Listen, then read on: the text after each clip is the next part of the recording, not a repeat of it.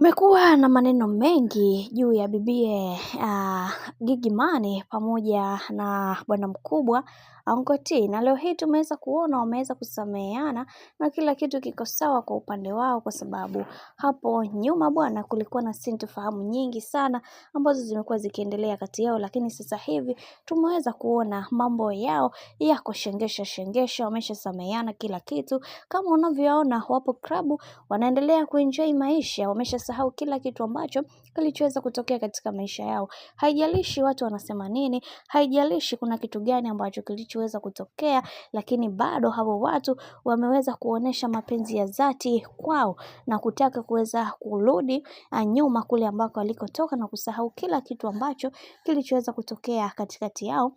Najua kuna wengi ambao wataleta dauti kuhusiana na hiki ambacho kinachoendelea, ila tunaamini katika kila hatua ya maisha ambayo inayotokea kwa kipindi hiki, Mungu mwenyewe ndiye ambaye atakayeweza kutatua haya mambo ambayo yamekuwa yakiendelea. Kuna wengi ambao waliweza kusema kwamba hamtoweza kufika mbali, lakini Mungu si Asumani bwana. Hawa watu kila kitu kimeweza kuenda kuwa sawa, na licha ya watu wengi kuweza kuwazungumzia vibaya, lakini leo hii tumeweza kutambua hawa watu ni namna gani ambavyo wanavyopendana. Licha ya kuweza kutupiana maneno mabaya, lakini bado kuna ule uhitaji wa moyo wao katikati yao, na kila kitu kwa upande wake kwa upande wao kimekwenda kuwa sawa. Lakini Juma Lokole aliweza kuposti hii na kusema kwamba siku ngapi tutasikia tayari wameshaweza kugombana tena. Hii dunia ina mambo, lakini tunaamini kwenye haya ambayo yanayoendelea sasa kila kitu kitakwenda kuwa sawa. Tunaamini hakuna kitu ambacho kinachoshindikana, kwa sababu